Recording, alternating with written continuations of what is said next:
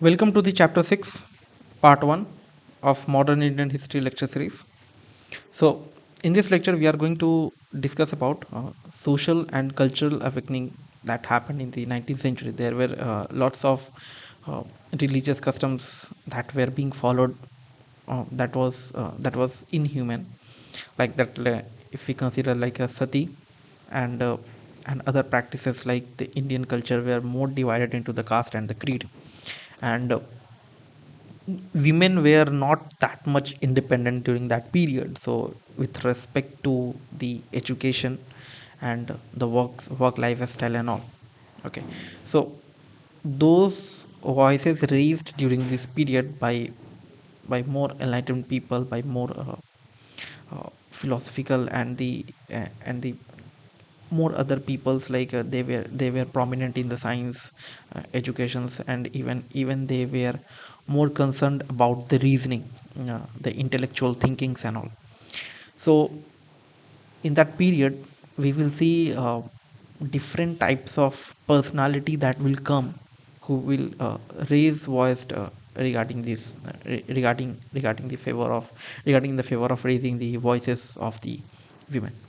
Okay, so how this is started, like from where it came, this voice started to raise, because these evil practices were practiced from centuries in the Indian culture. Like the main thing I'm pointing here is about the sati practices and all. Okay, so all those things will be point out in this chapter 6 series. First we will take about the Raja Ram Mohan Roy. So he was the prominent person who raised the voice against all the practices of the caste and the creed. The main one of the features that he allowed to practice of the that he suggested, and he raised a voice in the society as well, in the practicing of monotheism, not to go with the multiple forms of gods that actually raise differences, that actually create divisions between among the people. So the people, like, were divided into Hindus and the Muslims, and within the Hindus there were again multiple divisions. So to make the country more united, and he also raised the concern, the voice regarding the patriotism, to make people more united, so that country will become more patriotic, and India will prosper in the with respect to their own uh, with respect to their own growth. So these all things we will discuss one by one. So from where these thought came, whatever I have discussed right now, so that was because of the foreigners, the Britishers who were rolling into the country. So they observed that they have they have weakened our culture. The people who are living in the country are not that much independent. They are more much leaning towards the western world. He was not against it, like the context of Raja Ram Mohan Roy.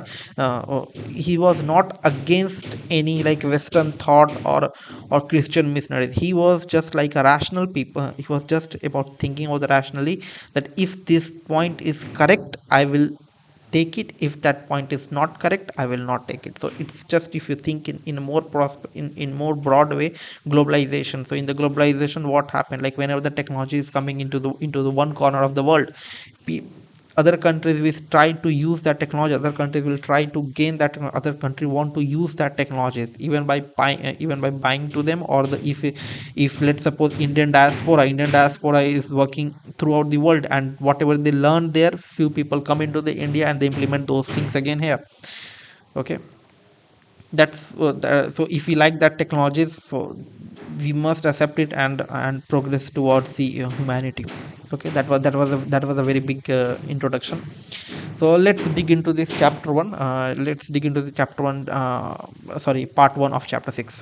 Okay, so the impact of modern Western culture and consciousness of a defeat by the foreign power gave birth to a new awakening. So what, from where this thing came, that I have to we have to make our society more prosperous. Okay, so these all came by the concessions, like people started to observe that the we have to like that Western culture are becoming uh, tougher on us, and they are making our traditions and the religious society as a weaker one. Kind of like there was kind of differences started, that we are a higher class society and you are a lower class society. So in that way these things awaken.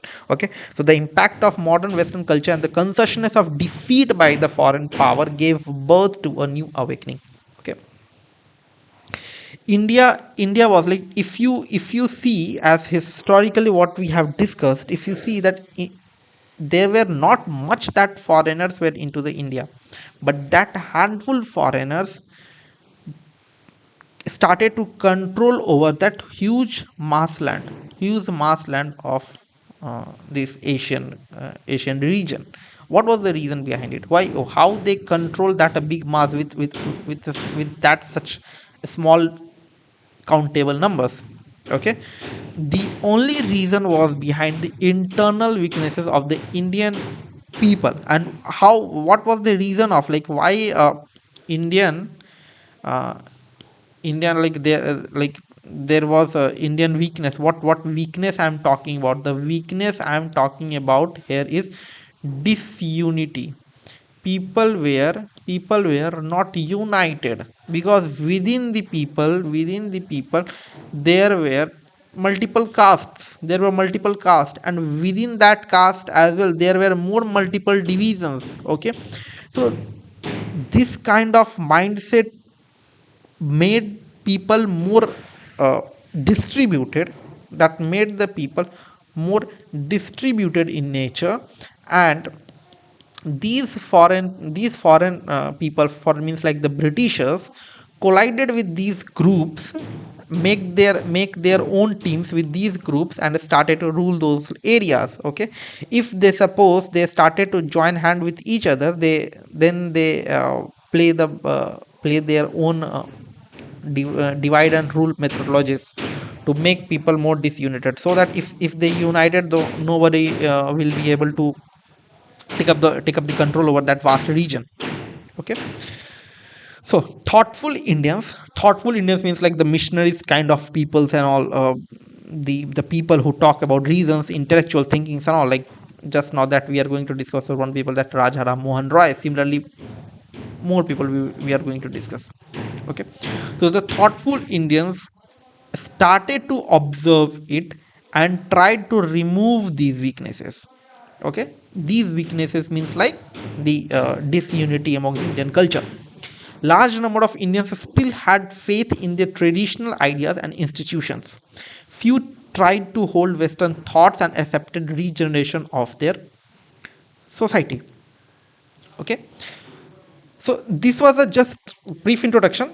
It was not particularly related with Rajaram Mohan or others. It was just a overall introduction about this social culture and so on. Okay, how what made the people to raise voice against such practices. Okay, so now the main topic is Rajaram Mohan Rai. He is basically what you will remember for him. Even you don't know who is he, from where he came, where he live, what he does or not. One thing you remember, even a student of a lower class, they will remember that he is the person who has a great role in banning sati practice. Okay, that was one of the most evil practices that were being followed by the Indian people. Okay, so he was the great leader of modern India. That's common thing, that whenever the in the modern world, if someone asks like which leader you think like is motivating for you, you can blindly tell his name, Raja Ram Mohan Roy. So he worked hard all his life for social, religious, intellectual, and the political regeneration of the people. He was pained by the stagnation and the corruption of contemporary Indian society, which was at the time dominated by the caste and the convention. That I'm reiterating from starting. Okay, so the point he was telling, that the Indian culture was at a stable condition. Okay, it was neither growing and neither like in the sense like it was falling down only. It was a stagnant condition. He basically pointed regarding with respect to the culture and the practices. not with the wealthiness and the economic perspective. Okay, so the Indian culture in the Indian culture was completely established. What they were following from the back centuries, they are still following it, whether it is correct or not. In this modern world, they were blindly following it. Okay, they were blindly following it. So he raised the voice against it, that this is the world of modern this is the era of modern world, where we should accept those practices which have a reason behind it. And now the Indian culture, Indian people are not modifying themselves. They are following those practices that has been followed by them from long back, without any rational thinking behind it. Okay, so he was accepting the modern intellectual things, like he was not against those practices, but he said like you should raise a questions about that, whether whatever we are doing is correct or not. Like sati practice is like, when the husband died, the wife of that husband should sit on the funeral of his husband, and she should also be burned alive. Okay, so that was the evil practice. There was no sense behind continuing that practices. Okay, so he accepted the modern intellectual things, but it should be a reason behind it. So he wanted his countrymen to accept what kind of practices, to accept rational and scientific approached kind of practices, and the principle of human dignity and the social equality of all men and women should be there. Okay, if wife died, husband is not going to kill himself, but if the husband died, woman is going to be killed himself. Then in this logic also, there was no equality, there was no sense to follow that kind of against humanity kind of practices, to continue those practices. So he also wanted the modern capitalism and the industry in the country. The most important point of him, like he knew multiple languages, in the sense he knew Sanskrit, he knew Persians, he knew English, Arabic, Hindi. Hindi was not in that sense were present that much in clean set, but he knew Sanskrit, Latin, Greek, Hebrew, and all. Okay, Hindi was also familiar with that. That I'm not sure that we'll check for that Hindis and all. Okay, so as a young man, he had studied Sanskrit literature and the Hindu philosophy at Varanasi, and the Quran, Persian, Arabic literature at Patna. See, the important point of him was that, why I'm not telling that Hindi was not that much like he knew about it. That was not a question about that. He basically started to learn those languages where the literature texts are written in the original form. Like, he does not want to read the translated text of any holy books. Understand, like, try to understand that concept. Like, he do not want to read those topics that is translated by someone else, whether that translation is correct, what is the sense of the translation, what is the feeling of the translation. While when you translate any language, the feelings of the text used to be gone. Okay, that's very difficult to get the same feeling while translating one language to another. If you hear some news articles, like Raj Thakre's and all the Mumbai's, and also he always claims that I have made those statement in Marathi, and you guys translated in Hindi more rough manner. What I said in Marathi does not actually mean the same that you have translated in Hindi.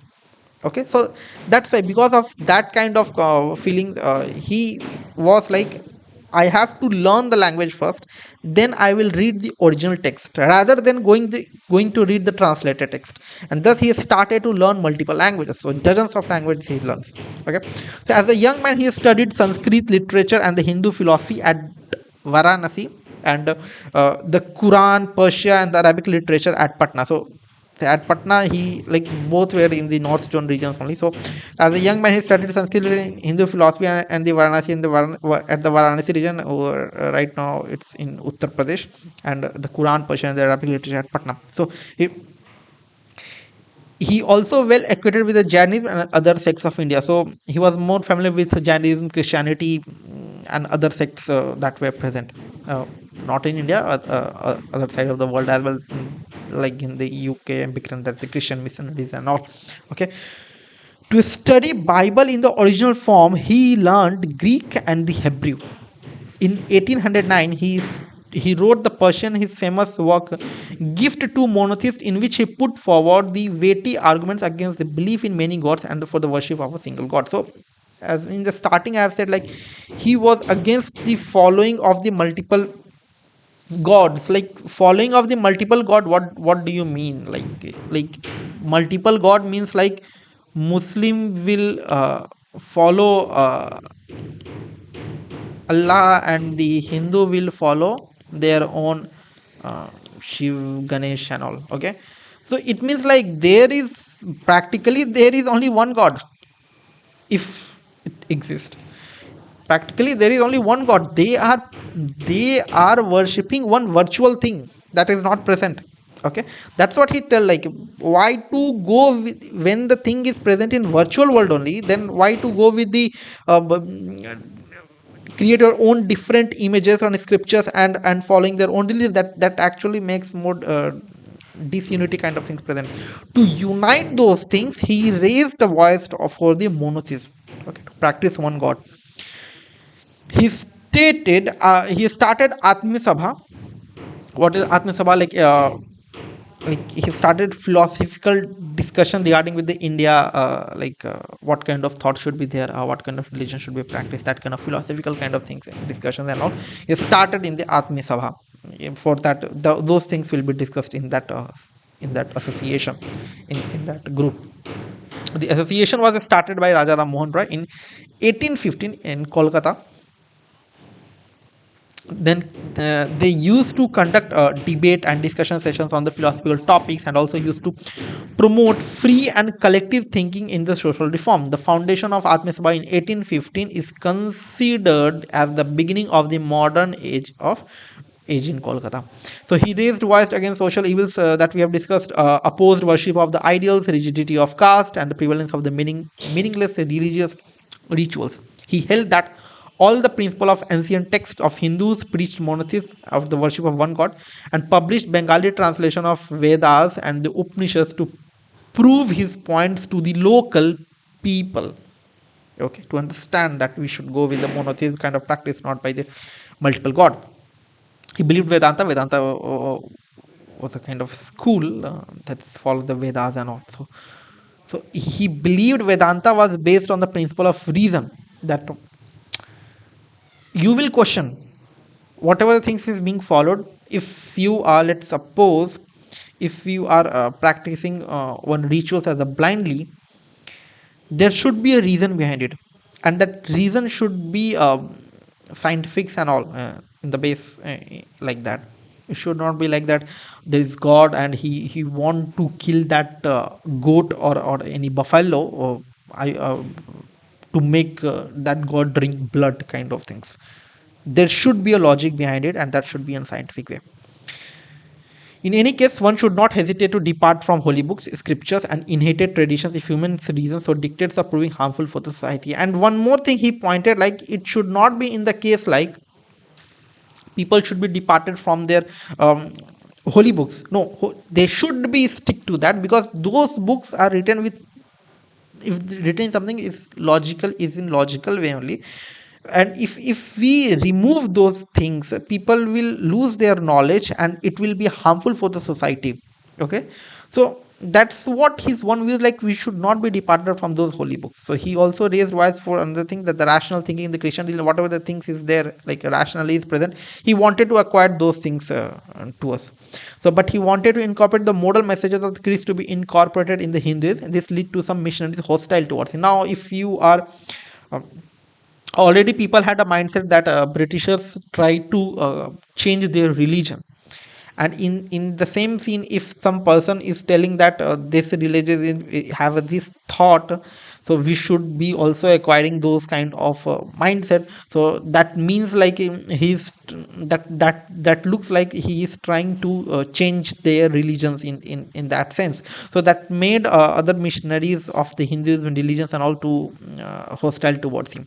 So he wanted to India learn from the West, but this learning was to be an intellectual, creative process through which Indian culture and thought will renovate. It should not be an imposition of Western culture on India. It should be based upon the reason, okay, intellectual thinkings. He believed that all religion preaches on a common message, and their followers are all brothers under this skin. Okay, so as he started to raise voice and following the other religions, good things about the other religions into Hinduism, and started to preach about this, writing in the literatures formats and all. So he was socially boycotted by society, not not by the society itself, by his mother also boycotted him. Okay, so in 1828 he founded a new religion society, the Brahma Samaj, later which we called as a Brahmo Samaj. Okay, which like whose purpose was to purify Hindus and to preach monotheism or a belief in one God. Purify in the sense like whatever the evil practices are being followed, what are the illogical practices are being followed, he wanted to be remove those things and acquire more logical and rational way thinking, like the abolition of sati. So the Brahmo Samaj laid emphasis on human dignity, opposed idolatry, criticized such social evil practices like sati. When the Orthodox Hindus petitioned Parliament to withhold approval of Bentinck's action of banning the right of sati, he was the person who put the counter petition to ban the sati practice. Okay, in the favor of Bentinck's action. So he was in the favor of the Britishers. Okay, just to make more humanity, existence of humanity in the society. So he was a stout champion of women rights. He condemned the prevailing idea that women were inferior to men in intellectual thinking, with the mindset or in a moral sense. He attacked polygamy, that multiple wives concept, like that should not be there. Okay, and demanded that they should be given rights of inheritance, the property rights, like similar to the men. Women should also be like the sisters, the like why should brothers will always give the inheritance, and now the Indian government have incorporated this thing in India. So women will also get their inherited rights in the property, in the generation based properties. Okay, so he maintained at his own cost an English school in Calcutta from 1817. He started to raise school with his own money, in which other subjects were present like mechanics, philosophy of Voltaire were taught. Okay, so different sociologists and all. So in 1825 he established a Vedanta college in which he courses both in Indian learning and in Western social and physical sciences were offered. He represented the first glimmering, the rise of national consciousness in India. He believed that through Vedantic message of worship of one God, he was laying the foundation of Indian society. So, what does it mean? He tried to say. So, he was not only in the favor of society; he was also in the favor of the to make India a country kind of things, patriotic country, feelings of united together. If we are united right now, we are united. Like whether there is a Muslim is there, different types of religions, Sikhs, uh, uh, Muslim, Hindus, and all different types of religions are present in India. But still, we are united with the word, with a single word called Indian. Okay, so that kind of mindset he wanted to brought up, and if you see generally from this starting point where there, from this continued to, and then we got the independence in 1947 with the mindset of one nation. Okay, he believed caste system created inequality and deprived them of patriotic feelings. Okay, he was a pioneer of Indian journalism. He brought journals in Bengali, Persian, Hindi, and English to spread scientific, literary, and political knowledge among the people. He further condemned the oppressive practices of Bengal Jamindar against the peasants, like the taxes, the evil taxes they started to take. Even the crops are not good, they used to collect those taxes, and also that we already have discussed. So he was against those things. He said that maximum rent paid should be actual cultivator of land should be permanently fixed, so that they would also enjoy the benefits of permanent settlement 1793 that we have discussed already. There were benefits in the permanent settlement. So further, he protested against the taxes of tax-free lands. There were some tax-free lands as well, and if someone is cultivating on it, the government started to collect the tax on that as well. So he was against those things. So he demanded judicial equality to both Indians and the Europeans, demanded Indianization in the superior services, like those services should be developed within India as well by the Indian people. Separation of executive and the judiciary he asked, and companies trading rights and the heavy import duties in India. Goods, he was against the if goods is coming, the equal rights taxes on should be imposed. Okay, that we have already discussed all those things. A firm believer in internationalism and in free cooperation between the nations, and the poet Rabindranath Tagore has rightly remarked, he also marked that the Raja Ram Mohan Roy was the only person in his time, during his era, in the world, in the whole world of a man, to realize the complete significance of the modern age. We should stop those evil practices that we are carrying from the centuries. We should be walk in hand to hand with the modern changes happening in the world. He knew that the ideal of human civilization does not lie in the isolation of independence only, but in the brotherhood of interdependence. Okay, just mark this word. This is a very good point that we can use in the essays as well. Okay, so rather than independence, we should be in the form of interdependence should be more important. If interdependence is strong, then only independence will be more stronger than it. Okay, of as well. So as nations in all spheres of thoughts and activity. Okay, so he was a fearless lion. He did not hesitate to support a just a cause, clashed with the rich zamindars, powerful missionaries, with the high officials and the foreign authorities regarding the power, regarding the rights of the people and all. Okay, so Ram Mohan was the brightest star. That was still like that. That's a very good point that you can use. Ram Mohan was the brightest star in the sky during the first half of the 19th century, but he was not a lone star. There were also other kings were present. So in the field of education, he was a great help by the David Hare and the Scottish missionary Alexander Duff. Okay, so this was all about the Raja Ram Mohan Roy. I hope you have liked this video. Please like and subscribe. This is a new channel. We really need your support. Thank you.